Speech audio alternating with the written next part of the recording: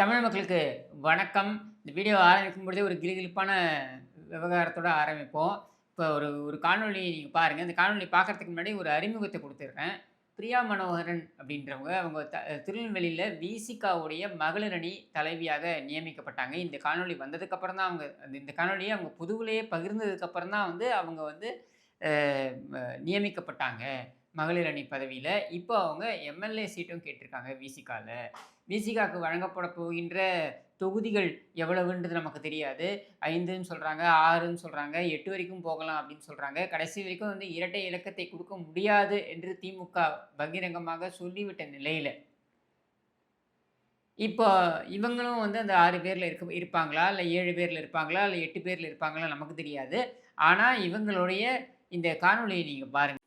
தானும் எடுக்காம தள்ளியும் எடுக்காம வேற எங்கேயும் படுக்க விடாம அவங்க எல்லாம் என்ன அப்படின்னு சொன்னா வெட்கப்படப்பு நாய் மாதிரி தானும் திங்க மாட்டான், தின்னவர மாட்டையும் திங்க விட மாட்டான்.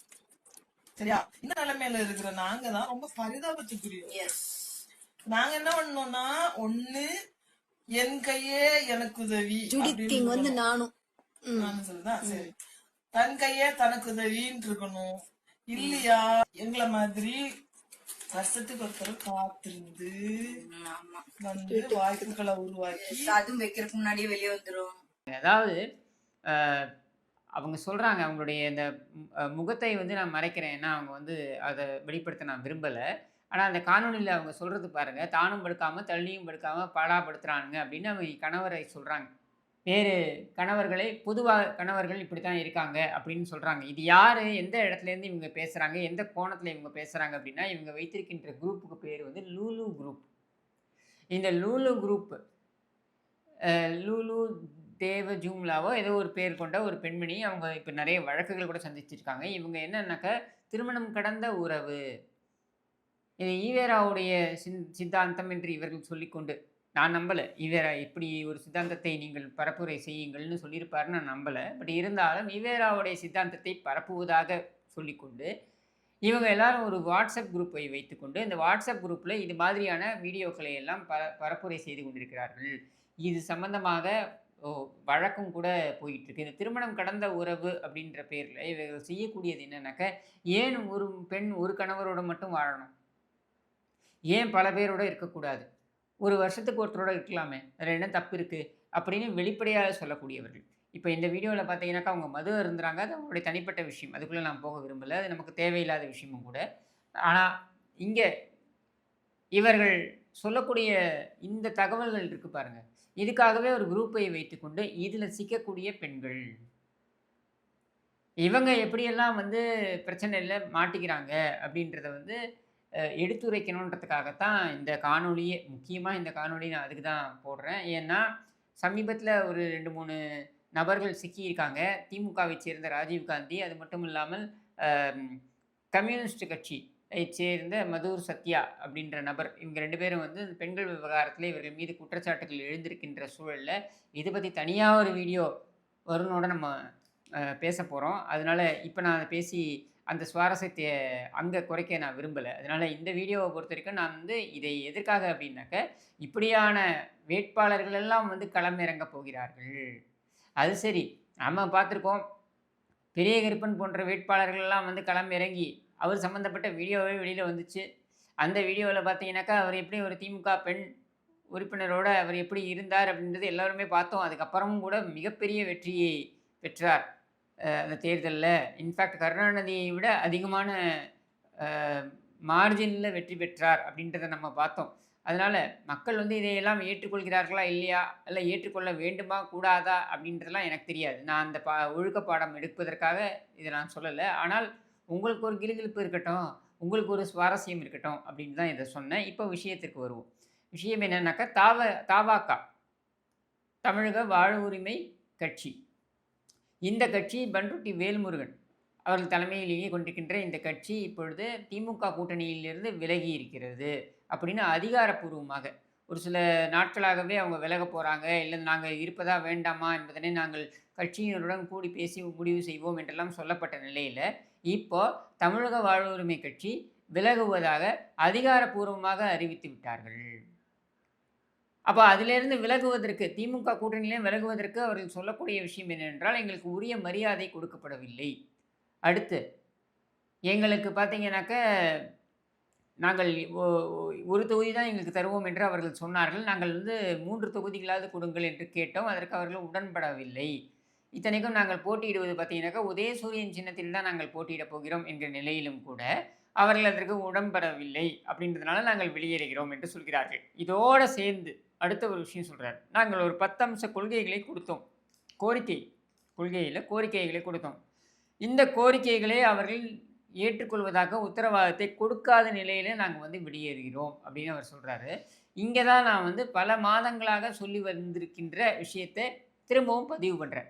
அதாவது அது காங்கிரஸா இருக்கட்டும், இல்ல கம்யூனிஸ்டா இருக்கட்டும், அல்லது இப்போ இங்க இருக்கக்கூடிய இப்போ வெளியே வந்திருக்கின்ற வேல்முருகனுடைய கட்சியா இருக்கட்டும், இவங்க எல்லாருமே கடந்த 5 ஆண்டுகள் நடந்து வந்திருக்கின்ற இந்த அவல ஆட்சி இருக்கு பாருங்க. ஸ்டாலினுடைய கேடுகெட்ட அவல ஆட்சியை இவர்கள் கடைசி வரைக்கும் விமர்சிக்கவே இல்லை. மாறாக இவர்களுக்கு கூட்டணியில் பிரச்சனை, அதாவது இடம் ஒதுக்குவதில் பிரச்சனை என்று வரும்பொழுதுதான் இந்த ஆட்சி ஒரு கேடுகெட்ட ஆட்சி, இந்த ஆட்சியில் இருக்கக்கூடிய அமைச்சர்கள் தவறு இழைத்திருக்கின்றார்கள், இந்த ஆட்சியில் இருக்கக்கூடிய அதிகாரிகள் பார்த்தீங்கன்னாக்கா இந்த ஆட்சியில் அவங்க தான் இயக்குறாங்க ஆட்சியே, இப்படின்ற குற்றச்சாட்டுக்களை எல்லாம் இவர் வைக்கிறார். என்னுடைய பிரதான கேள்வி, இது எவ்வளோ பெரிய ஒரு துரோகம் மக்களுக்கு இழைத்திருக்கிறீர்கள் நீங்கள். நான் பலமுறை இதை பதிவு பண்ணிட்டு வந்திருக்கேன். இப்போ திரும்பவும் பதிவு பண்ணுறேன். ஒரு ஆட்சி பதவி ஏற்றுக்கொள்ளும் பொழுது கூட்டணி கட்சிகள் உடைய ஆதரவு இல்லாமல் தனிப்பெரும்பான்மையுடன் அது பதவி ஏற்றுக்கொள்கிறது என்றால் அது கூட்டணி ஆட்சி கிடையாது. அப்போ அந்த கூட்டணி கட்சிகள் எல்லாம் டெக்னிக்கலாக பார்த்தீங்கன்னாக்கா அந்த கூட்டணி கட்சிகள் எல்லாம் எதிர்க்கட்சிகளாக மாறிவிடுகிறார்கள். அப்போ அவர்கள் எதிர்க்கட்சியுடைய பணியையாவது செய்ய வேண்டும், அதை செய்யவில்லை. மாறாக இவங்க எல்லாம் என்ன பண்ணுறாங்கன்னா, இந்த ஆட்சிக்கு ஜால்ரா போடுறாங்க. ஒரு ஜெர்னலிஸ்ட் ஒருத்தர் போட்டிருக்காரு, பதிவு பண்ணுறாரு. இப்போ எல்லாம் அவங்களுக்குலாம் கொஞ்சம் துணிச்சல் வருது. இந்த தேர்தல் அறிவிப்பு வந்ததுக்கப்புறம் எல்லாருக்குமே துணிச்சல் வர ஆரம்பிக்குது. இப்போ இந்த ஜெர்னலிஸ்ட் துணிச்சல் வந்ததுனால அவர் பதிவு பண்ணுறாரு. என்ன சொல்கிறாருனாக்க, விசிகாவை பொறுத்த வரைக்கும் தொண்டர்கள் அவங்க பாவம், அவங்க தலைவரை நம்புகிறாங்க, அவருக்கு நியாயம் கிடைக்க வேண்டும் என்று நினைக்கிறாங்க, அவங்க உணர்வுகளை நான் மதிக்கிறேன். ஆனால் விசிகாவில் இருக்கக்கூடிய எம்எல்ஏக்கள் பார்த்தீங்கன்னாக்கா, அல்லது இந்த 2ஆம் கட்ட தலைவர்களாக இருக்கக்கூடியவர்கள் பார்த்தீங்கன்னா, மாவட்ட செயலாளர்கள் இந்த மாதிரி இருக்கக்கூடியவர்கள்லாம் பார்த்தீங்கன்னாக்கா திமுகவுடைய பேரோலில் இருந்திருக்காங்க. அப்போ நான் ஒரு அமைச்சரை சந்திக்க போகும் பொழுது, ஒரு பேட்டி எடுப்பதற்காக ஒரு அமைச்சரை சந்திக்க போகும் பொழுது, அந்த அமைச்சர் என்னை கொஞ்ச நேரம் வெளில இருங்க அப்படின்னு சொன்னார். ஸோ நான் வெளில காத்துட்டு இருந்த பொழுது அங்கே இருந்த லோக்கல் விசிகா தலைவர் வந்தார். அவர் உள்ளே இவரை சந்தித்து விட்டு போனார், பேசிவிட்டு போனார். அதுக்கப்புறம் நான் உள்ளே போகும்பொழுது அந்த திமுக தலைவர் சொல்கிறாரு, இந்த அமைச்சர் சொல்கிறாரு, இந்த மாதிரி எல்லாம் கான்ட்ராக்ட் விஷயமாக தான் வந்தாங்க, இந்த மாதிரி கான்ட்ராக்ட் வந்துட்டு போகிற வரைக்கும் இவங்க எங்கேயும் போக முடியாது, நம்மகிட்ட தான் இருந்தாகணும் அப்படின்னு தெனாவட்டாக அவர் பேசினார் அப்படின்னு அவர் பதிவு பண்ணுறார். இது எதுக்கு சொல்ல வரேன்னா, இதுதான் எல்லா கட்சியிலும் இருக்கக்கூடிய பிரச்சனை. காங்கிரஸ் கட்சி செல்வ பிறந்தகையிலேருந்து ஆரம்பித்து காங்கிரஸ், கம்யூனிஸ்ட் எல்லார்ட்டையுமே இந்த பிரச்சனை இருக்குது. அவர்களால் மெல்லவும் முடியாது, விழுங்கவும் முடியாது அப்படின்ற ஒரு நிலையில தான் அவர்கள் அங்கே தொங்கிக் கொண்டிருக்கிறார்கள். வேறு வழியே கிடையாது. இன்றைக்கி சிபிஎம் பாருங்கள், 6 தொகுதிகளை கேட்குறாங்க, 6 தொகுதிகள் கொடுக்க முடியாது இவங்களால. நீ எங்கே போக முடியும் அப்படின்ற ஒரு எகத்தாளத்தில் தான் அவர்களே லெஃப்ட் ஹேண்டில் டீல் பண்ணுறாங்க திமுக. அப்போது இந்த எல்லா பிரச்சனைக்கும் இவர்கள் அனைவரும் இவர்களுடைய சுயமரியாதையை பணயம் வைப்பதற்கு ஒரே காரணம் என்ன சொல்லப்படுகிறது என்றால், பாஜக உள்ளே வந்துடும் என்கிற ஒரு காரணத்தை சொல்லி இவர்கள் அனைவரையும் கட்டி வைத்திருக்கிறது திமுக. தலைவர்களை கட்டி வைக்கலாம், தொண்டர்களை கட்டி வைக்க முடியுமா? இன்றைக்கி தவாக வெளியில் வரேன்னு சொல்கிறாங்க, தமிழக வாழ்வுரிமை கட்சி. அவங்க வெளியே வரேன்னு சொன்ன உடனே பட்டாசு குழு வெடித்து கொண்டாடினார்கள் அந்த தொண்டர்கள். அதே மனநிலையில் தான் காங்கிரஸ்காரங்களும் இருக்காங்க, அதே மனநிலையில் தான் கம்யூனிஸ்டும் இருக்காங்க. கம்யூனிஸ்ட் தலைவர்கள் என்ன சொல்கிறாங்க, எங்களுக்கு மன வருத்தமாக இருக்குது, ஆனால் அந்த வருத்தத்துடன் நாங்கள் பயணிக்கிறோம். எதற்குன்னா, மதச்சார்பற்ற அந்த கூட்டணி தொடர வேண்டும் என்பதற்காக. அதனால் தமிழ்நாட்டை காலி பண்ணலாமா, கபலீகரம் பண்ணலாமா ஸ்டாலின் குடும்பம்? தமிழ்நாட்டில் இந்த 5 ஆண்டுகள் நடந்திருக்கின்ற அவல ஆட்சி, அராஜக ஆட்சி, இதை நியாயப்படுத்துறீங்களா? இதைத்தான் நான் ஆரம்பத்துலேருந்து சொல்லிக்கிட்டு இருக்கேன். கூட்டணி கட்சிகள் திமுகவை விட ஆபத்தானவர்கள். இன்னைக்கு திமுக இவர்களை எல்லாம் இப்படி லெஃப்ட் ஹேண்டில் டீல் பண்ணுறதுக்கான காரணம் என்னன்னா, திமுகவுக்கும் தெரியும். திமுகவை விட அதிகமாக மக்கள் புறக்கணிக்கப் போவது இந்த கூட்டணி கட்சிகளைத்தான். அப்போ திருமாவளவனுடன் அவர்கள் கூட்டணி பேசும்பொழுது என்ன பண்ணுறாங்க, பெண் நிறுவனமோ இல்லை அந்த 6 ஏஜென்சி வச்சுருக்காங்களே, அதுலேருந்து ஒரு குறிப்பை வச்சுக்கிறாங்க. இங்கே பாருங்கள், உங்களோட ஓட்டெல்லாம் இப்போ விஜய்க்கு போயிடுச்சு. அப்போ உங்களுக்கு இவ்வளோ தான் கொடுக்க முடியும். உங்களை கூட வச்சுட்டு இருக்கிறதுனால எங்களுக்கு இன்னொரு பிரச்சனையும் இருக்குது. அதாவது இவர்கள் சொன்னதாக நமக்கு தகவல் என்ன அப்படின்னு பார்த்தீங்கன்னாக்க, வட மாவட்டங்களில் வரக்கூடிய வன்னியர் வாக்குகள் எங்களுக்கு வராமல் போகிறது என்று சொன்னதாக தகவல். ஏற்கனவே நம்ம எல்லாரும் கேள்விப்பட்டிருக்கோம். எப்படி திமுக பிரச்சாரத்தில் பார்த்தீங்கன்னா, மற்ற எல்லா கூட்டணி கட்சிகளோட கொடியும் இருந்தாலும் விசிகாவோட கொடியை பல இடங்களில் நீங்கள் கட்டக்கூடாது என்று சொன்னதாக விசிகா தொண்டர்களே குமுறியதையெல்லாம் நம்ம பார்த்துருக்கோம். அப்போது அதைத்தான் அவர்கள் இங்கே பட்டவர்த்தனமாக சொல்கிறார்கள். இதில் திருமாவளவன் குமுறி இருக்கிறார். இன்னைக்கு இந்த தவகவுடைய, அதாவது தமிழக வாழ்வுமுறை கட்சியுடைய அந்த வேல்முருகன் சொல்கிறது பாருங்கள், 5 ஆண்டுகளாக அமைச்சர்கள் என்னென்ன செய்தார்கள் என்பதை நான் பட்டியலிடுவேன் என்று சொல்கிறார். அப்போ 5 ஆண்டுகள் என்ன செஞ்சுட்டு இருந்தீங்க? இதையெல்லாம் அனுமதித்து கொண்டிருந்தீர்களா? அடுத்து ஒருபடி மேலே போய் திருமாவளவன் அவருடைய வீடியோவை பாருங்கள், அவர் என்ன சொல்கிறாருன்றதை பாருங்கள். இடக்கூடிய வேட்பாளர்களுக்காக நான் எனக்கு தொடர்புள்ள தோழமை சக்திகளோடு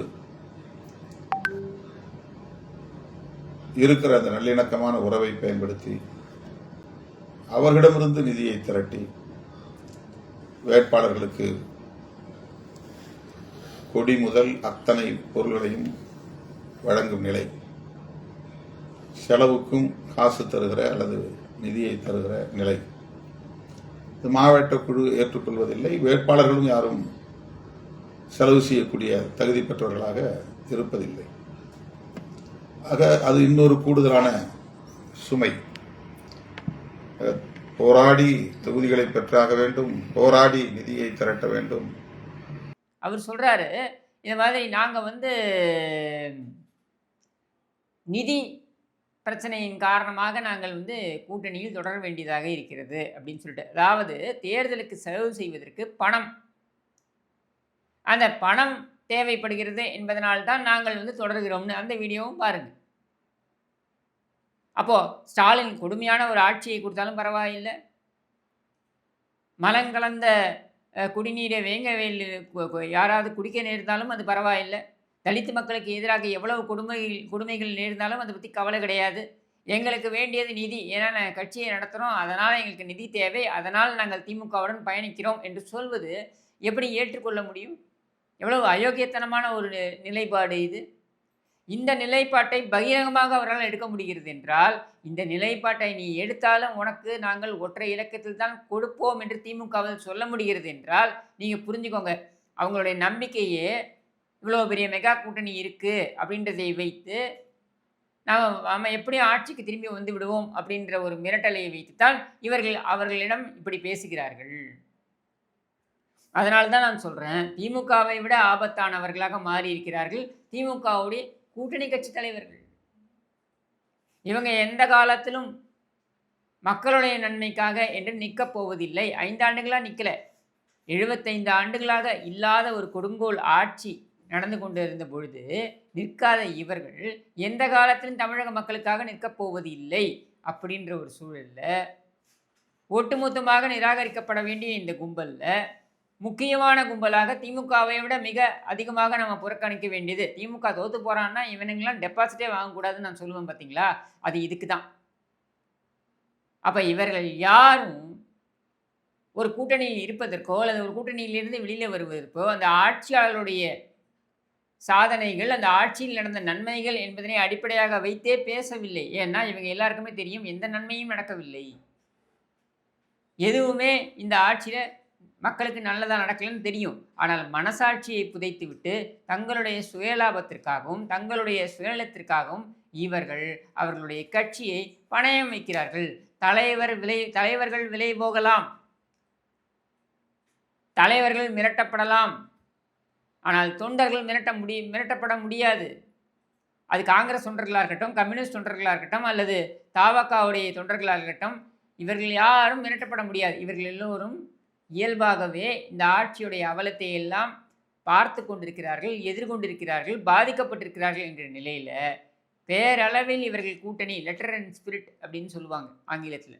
அது என்ன அப்படின்னாக்கா, எழுத்து வடிவிலும் நாம் என்ன எழுதுகிறோமோ அதை உணர்வு பூர்வமாகவும் வெளிப்படுத்துவது. அதில் லெட்டர் மட்டும்தான் இருக்குது, ஸ்பிரிட் இல்லை. அப்போ இவர்கள் உணர்வு பூர்வமாக இந்த கூட்டணியில் எந்த கட்சியுமே பயணிப்பதாக தெரியவில்லை. அப்போ இந்த கூட்டணி எப்படி உருப்படும்? உருப்படாது, உருப்படவும் கூடாது. அப்படின்றதற்காகத்தான் தமிழக வாழ்வுரிமை கட்சியுடைய இந்த முடிவை முறையே வரவேற்று, விசிக நீங்கள் எந்த எண்ணிக்கையில் வாங்கி நின்றாலும் கூட உங்களுக்கு இரட்டை இலக்கத்தில் எண்ணிக்கை கொடுக்க போகிறதில்ல. ஆனால் நீங்கள் சிங்கிள் டிஜிட்டில் வாங்கி நின்றாலும் கூட உங்களுடைய தொகுதி வரைக்கும் வேணால் அவங்க ஓட்டு போடுவாங்களே தவிர்த்து உங்கள் விசிக தொண்டர்கள் மற்ற இடங்களில் அவர்கள் வேலை செய்ய போவது இல்லை அப்படின்றதையும் மகிழ்ச்சியுடன் தெரிவித்து விடைபெறுகிறேன். நன்றி.